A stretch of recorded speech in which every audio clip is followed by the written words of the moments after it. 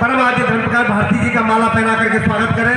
साथ में हमारे प्रोफेसर लक्ष्मण यादव जी हमारे बीच में है। Professor R K. भारती जी से अनुरोध है कि उनका भी माला पहना करके स्वागत करें। जोरदार तालियां बजाते हुए उनके लिए।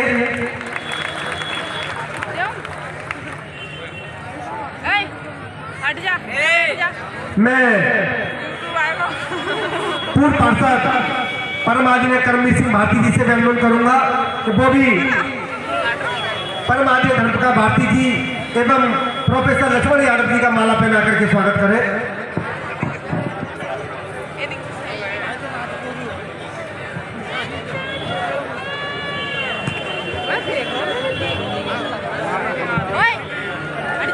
साथियों, हमारे बीच में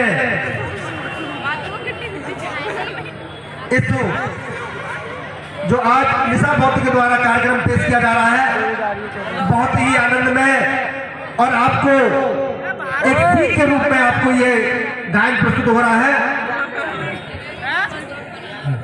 मैं इसी कड़ी को आगे बढ़ाती हूँ। हमारे बीच में बहुत ही समाज सेवी श्रीमती किरण केसरी जी हमारे बीच में है। मैं पूर्व पार्षद रेखा भारती जी से अनुरोध करना चाहूंगा कि उनका माला पहना करके स्वागत करें। किरण केसरी जी का हमारे बीच में समाज सेवी। मैं भारत का गौरव हमेशा ऊपर उठा के रखूंगा और बाबा साहब डॉक्टर अंबेडकर ने उस धर्म को चुना, उस बुद्ध धर्म को चुना जो भारत की प्राचीन काल की संस्कृति है, प्राचीन काल की संस्कृति है, हमारे पूर्वजों का धर्म है। आगे आपको मैं बताना चाहता हूं, चाहे देश का राष्ट्रपति हो, प्रधानमंत्री हो,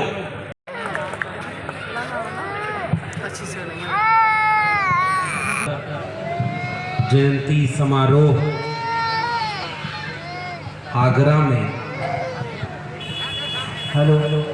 इतनी देर रात को इतनी बड़ी संख्या में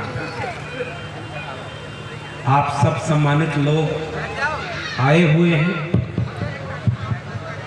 आप सभी लोगों को मेरा क्रांतिकारी जय भीम, जय मंडल, जय संविधान है, इंकलाब जिंदाबाद। आज ये जो दृश्य है कि रात के 1 बज रहे हैं, अपना जेब का गाढ़ी कमाई का 1-1 रुपया खर्च करके अपने मन से अपना किराया भाड़ा लगा करके अपने घर के किसी कार्यक्रम में शायद इतना त्याग और समर्पण से भले न शामिल हो, लेकिन अपने मसीहा के जन्म जयंती मनाने के लिए इतने लोग इकट्ठा हैं, तो ये अपने आप में सबूत है कि ये जयंती किसकी मनाई जा रही है और क्यों मनाई जा रही है, क्योंकि उसने हम सबका जीवन बदल कर रख दिया। इसलिए और दुनिया में वाकई अभी पूर्व के वक्ता ने कहा कि अब तक दुनिया में शायद ऐसा कोई दूसरा शख्स नहीं होगा जिसकी जयंती उस जयंती के पूरे सप्ताह ही नहीं पूरे महीने मनाए जाते हैं। देश के कोने कोने में, दुनिया के कोने कोने में लोग बाबा साहब अंबेडकर की जयंती मनाते हैं।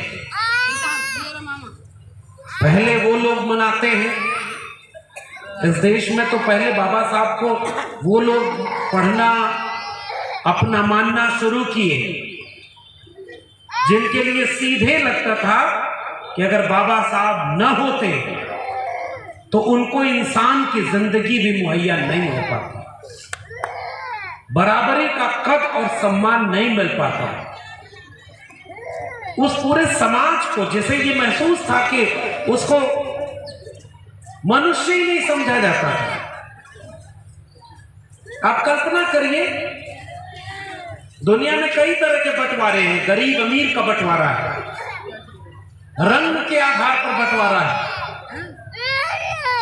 और भी तरह के बंटवारे हैं, नस्ल के आधार पर बंटवारा है। लेकिन भारत जैसा उपमहाद्वीप एक ऐसा है जहां जाति के नाम पर ऐसा बंटवारा है जिसे देख करके पहचाने नहीं जा सकता। आप किसी को देख करके नहीं बता सकते कि वो कौन सी जाति का है, क्योंकि वो बंटवारा इंसानों ने ही बना दिया है। और किसने बनाया होगा? अच्छा ये बताइए, जाति व्यवस्था किसने बनाई होगी? उसने बनाई होगी जिसने जाति व्यवस्था में अपने को सबसे नीचे रखा होगा।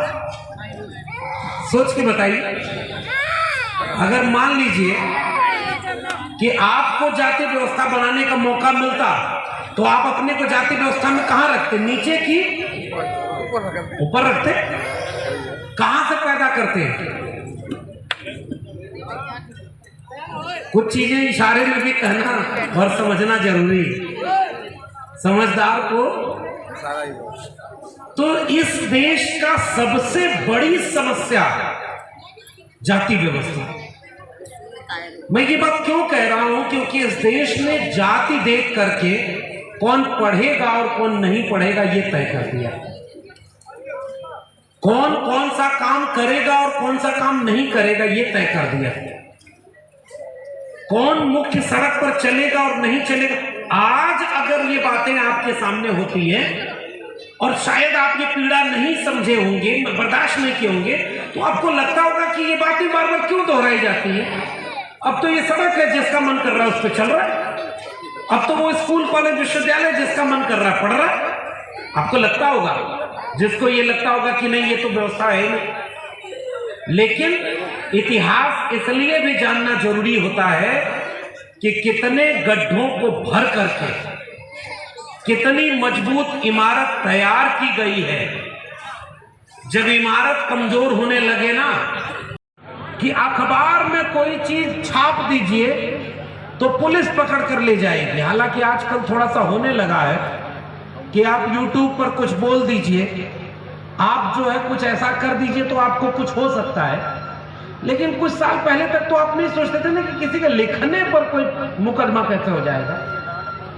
लेकिन जब भारत अंग्रेजों का गुलाम था तो अखबार निकालने पर भी मुकदमा हो जाता, पुलिस उठा ले जाती थी। उससे लड़ाई लड़ी गई कि नहीं भाई ये हमारा देश है, हमें जो अच्छा लगेगा वो लिखेंगे, हमें जो अच्छा और सही लगेगा वो बोलेंगे, और ये तब तक संभव नहीं होगा जब तक हम किसी के गुलाम रहे। पढ़ा है ना आपने इतिहास की किताबों में। तो उस गुलामी से मुक्ति के लिए एक लड़ाई लड़नी पड़ी, जिसे हम जंगे आजादी कहते हैं, जिसे हम भारत की स्वतंत्रता संग्राम कहते हैं। तो जो वो स्वतंत्रता संग्राम लड़ा गया, उसमें आपको पता है कि जाने कितने लोगों ने फांसी के तख्ते पर चूम लिया, पता है ना। लेकिन आज अगर कोई ये बात कहे कि जानते हो जो तुम्हें आजादी मिली है इसके लिए कितने लोग फांसी के तख्ते पर चूम गए, तो शायद आपको ये महसूस ही नहीं होगा। तो चढ़ गए फांसी पर, कोई बात नहीं। कोई आपसे कहेगा महसूस भी होना धीरे धीरे कम हो रहा है, जबकि उस पीढ़ी को जिसको उसकी अहमियत पता है उसको पता होगा कि वो लड़ाई कितनी बड़ी लड़ाई थी। अगर वो लड़ाई न लड़ी होती और भारत 1947 में आजाद न होता तो 1950 में भारत का संविधान नहीं बनता, जिसके बाद भारत ने बदल कर रख दिया। आज अगर इस देश की सबसे खूबसूरत अगर कोई एक चीज मुझसे कोई पूछे तो मैं कहूंगा इस भारत का संविधान, इससे खूबसूरत और कोई चीज नहीं है। क्योंकि संविधान है तो हम यहां खड़े हैं, संविधान नहीं होगा तो आप ये कार्यक्रम नहीं कर पाएंगे, और अगर करेंगे तो जैसे हुकूमत चाहेगी आप वैसा कार्यक्रम करेंगे, तब आपको इजाजत मिलेगी। अगर आप उनके मुताबिक कार्यक्रम नहीं करेंगे तो नहीं मिलेगी। ये संविधान के होने का फर्क है। संविधान नहीं होगा तो शिक्षा सबको मिलेगी कि नहीं, कोई गारंटी नहीं है, कोई गारंटी नहीं है।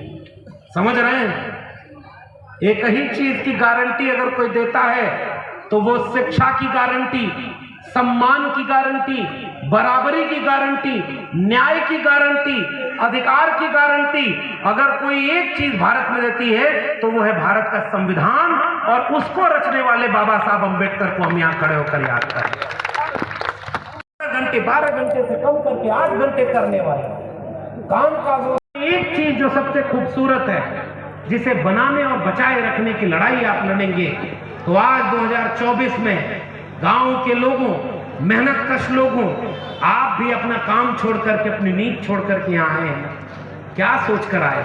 यहाँ तो बाबा साहब अम्बेडकर इतने महान थे कि उन्होंने अपने हिस्से की लड़ाई लड़ करके हमको ये कुछ सौंप दिया। आज हम सम्मान और बराबरी से खड़े, आज हम सम्मान और बराबरी के साथ अपनी बात कह लेते, लेकिन आगे वो सम्मान और बराबरी बची रहेगी क्या? लड़ाई इसकी लड़ने की जरूरत है। हमारे लोगों को मैंने इतना लंबा इतिहास क्यों बताया? नई पीढ़ी के लोगों को जो व्हाट्सएप और रील्स देखती, रील्स में उसको बहुत सारी चीज देखने को मिलती, लेकिन उसको ये बात बताएगा कौन कि तुम्हें अगर पढ़ना है तो बाबा साहब अम्बेडकर की जीवनी पढ़ो। एक बच्चा जो स्कूल में पढ़ने गया तो मास्टर ने उसे बाहर बैठा दिया कि तुम्हारी जाति ऐसी है कि तुम्हें शिक्षा नहीं मिलेगी। ये कोई मनगढ़ंत कहानी नहीं है, ये इस देश की सच्चाई है। आज नहीं होता क्योंकि आज संविधान लागू है, लेकिन रूप बदल गया है। आपको इंद्र मेघवाल के बारे में पता है क्या? इंद्र मेघवाल को जानते हैं? राजस्थान का एक बच्चा था, स्कूल में पढ़ता था, पानी पीने वाले मटके को छू दिया, मास्टर ने इतना पीटा कि वो, मेरी बात पे भरोसा न हो तो गूगल करके पढ़ लीजिए, इंटरनेट पे खबर मिल जाएगी, सच बात बोल रहे हैं। इसलिए रूप बदल गया इस तरह के शोषण और अन्याय का। तो डॉक्टर अंबेडकर को बचपन में ही पढ़ने से वंचित किया गया। डॉक्टर अंबेडकर घर लौटकर आए, अपनी माँ से पूछा कि हम क्यों नहीं पढ़ सकते, हमें क्यों मास्टर ने बाहर बिठाया? माँ ने कहा क्योंकि हमारी जाति हमारे आड़े आती है। तो उन्होंने कहा कि कैसे पता चला कि मेरी जात के लोगों को पढ़ने न दिया जाए? माँ ने कहा किसी किताब में लिखा है कि हम लोगों को शिक्षा नहीं है। डॉक्टर अंबेडकर जो बच्चे थे उन्होंने कहा कि माँ, उस किताब में तो गलत भी लिखा हो सकता है ना, मुझे जब मौका मिलेगा तो मैं ऐसी किताब लिखूंगा जिसमें किसी की जाति देखकर उसे शिक्षा से दूर न किया जाए। बताइए आप सब आगरा वालों, बताओ उस किताब का नाम क्या है? बात बताइए उस किताब का नाम क्या है? भारत का संविधान। उस किताब ने जाति, धर्म, भाषा, क्षेत्र, इन तमाम तरह के भेदभाव को मिटाकर इंसान को इंसान के बराबर बनने का एक दस्तावेज तैयार कर दिया है। इसलिए हम बाबा साहब अम्बेडकर को अपना नायक और मसीहा मानते हैं। बाबा साहब अम्बेडकर को बचपन से इतने प्रताड़ना झेलनी पड़ी। हम क्यों याद करते हैं किसी को? हमारा अतीत अगर इतना संघर्षों का था तो नई पीढ़ी को अगर इस संघर्ष का पता ही होता तो वो तो कहीं और भटक जाएगी। इतिहास इसलिए पढ़ाया जाता